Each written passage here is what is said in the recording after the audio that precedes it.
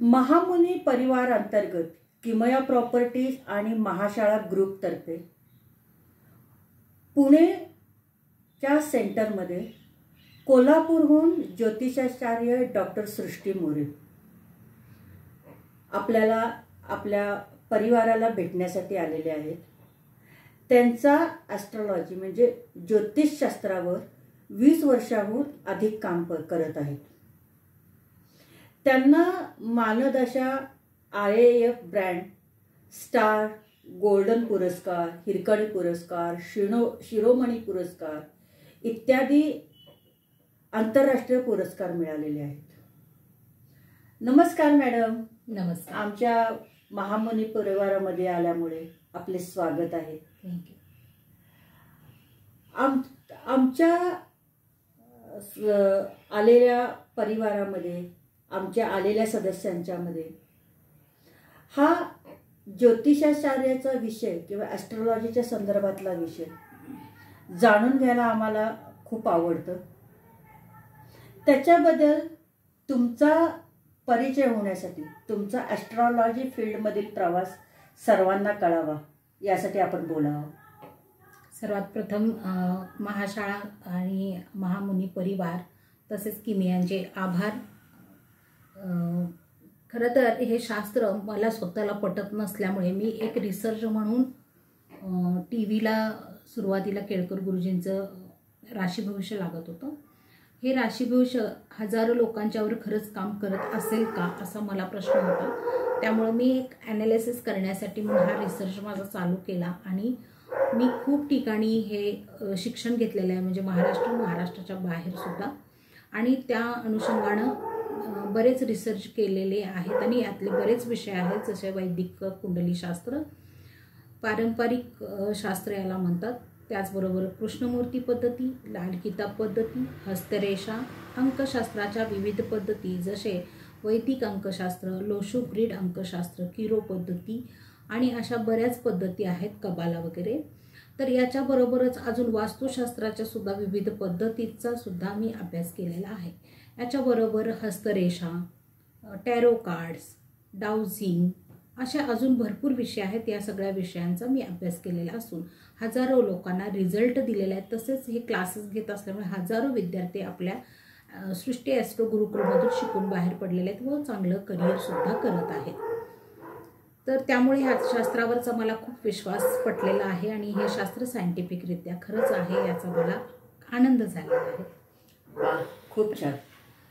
आता ह्या ॲस्ट्रॉलॉजीमधील ग्रह राशी या नेमकं काय आहेत?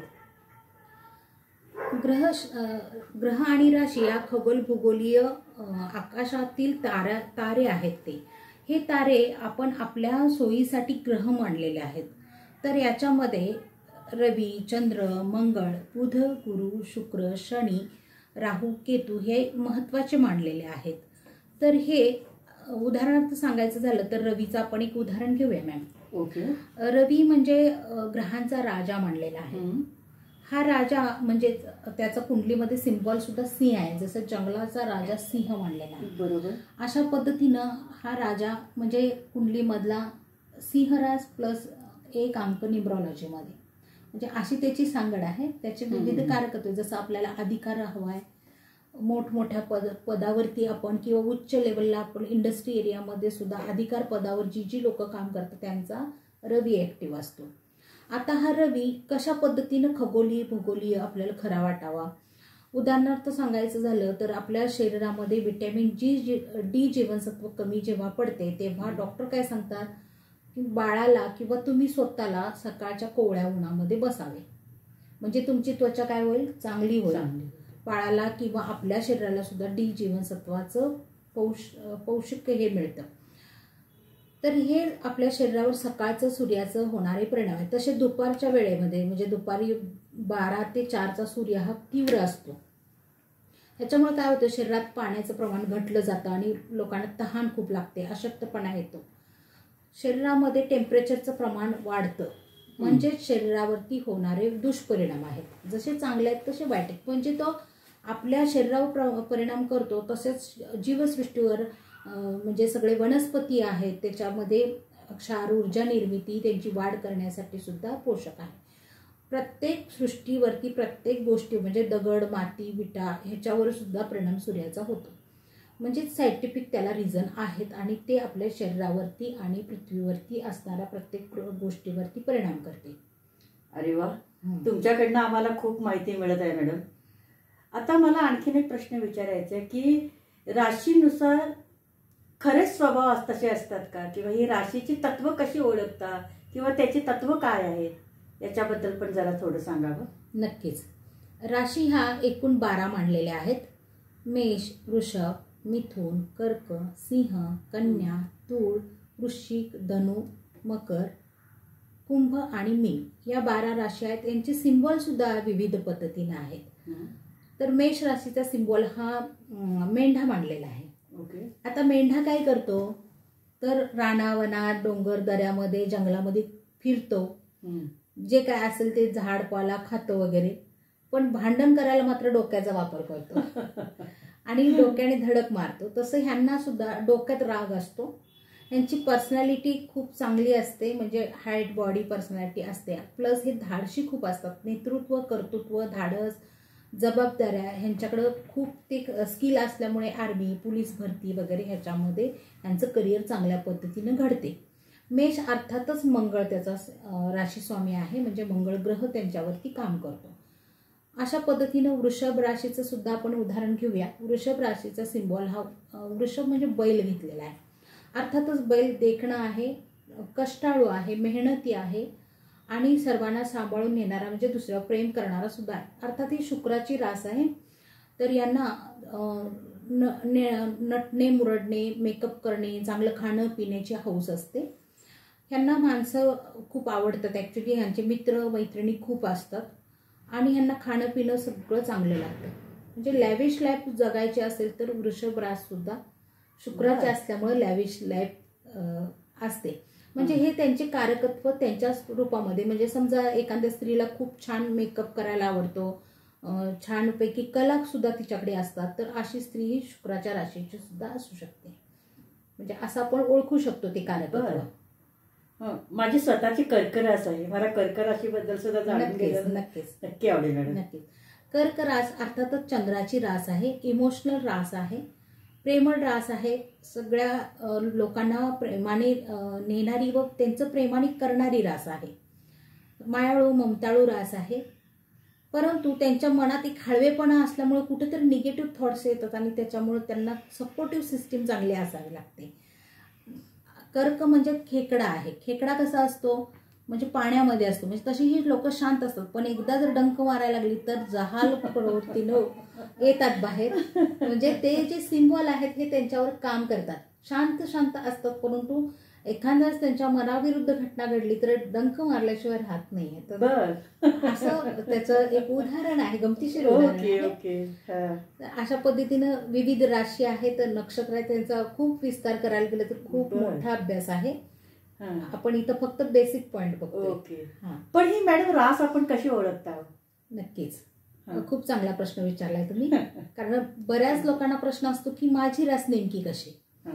तर कुंडलीमध्ये आम्ही जन्मतारीख जन्मवेळेवरून जो नकाशा काढतो कुंडलीचा 12 भावांचा, तर याच्यामध्ये ज्या अंकामध्ये चंद्र जिथे पडलेला आहे ती त्या व्यक्तीची रास म्हणून ओळखावी.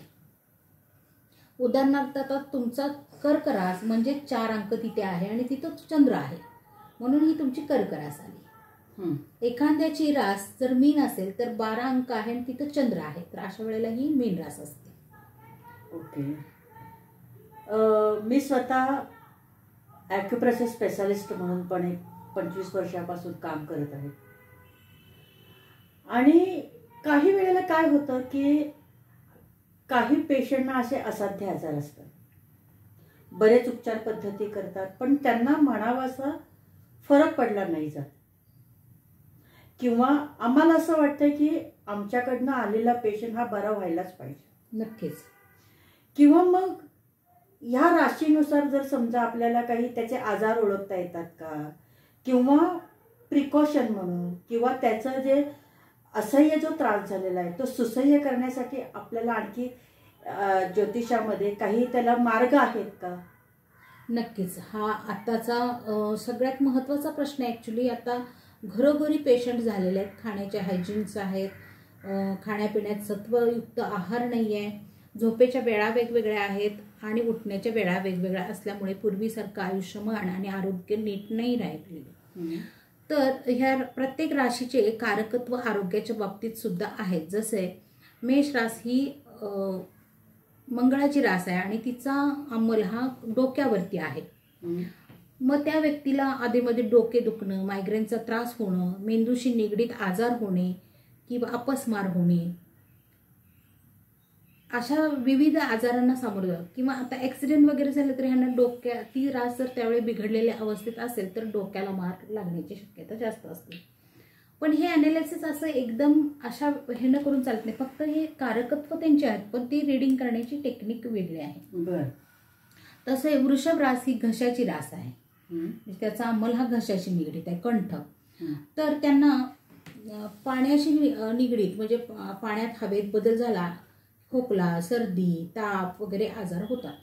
असे प्रत्येक राशीचे विविध आजार आहेत आणि ते कारकत्व आपल्याला जेव्हा माहिती होतात तेव्हा त्याच्याबद्दल प्रिकॉशनचे रेमेडीज सुद्धा आहेत. ओके. की त्याने त्यांना बरं वाटते. अच्छा. हां, असं ह्याच्या राशीच्या खूप छान पद्धतीनं अभ्यास आहे. तो अभ्यास केल्याने बऱ्याच काही गोष्टी स्वतःच्या आयुष्यात बदल घडवायला महत्त्वाच्या होतात खरं तर. अरे वा मॅडम, आपल्याकडनं खूप महत्त्वाची माहिती कळतीये. पण आपल्याकडे खूपच कमी वेळ असल्यामुळे आपल्याला या 5 मिनिटांमध्येच आवरतं घ्यावं लागतं. आम्हाला अशीच सखोल माहिती प्राप्त व्हावी म्हणून आम्ही लवकरच आपणाला भेटू इच्छितो. आपला जो काही नंबर असेल तो आमच्या समोर बसलेल्या प्रेक्षकांना सांगावा. आम्ही तो तुमचा नंबर डिस्क्रिप्शनमध्ये आम्ही प्रेक्षकांपर्यंत पोचवू. आमच्या स्टुडिओमध्ये आल्याबद्दल आपले मनापासून धन्यवाद. तुम्ही मला संधी दिल्याबद्दल धन्यवाद. थँक्यू. Thank you ma'am. थँक्यू.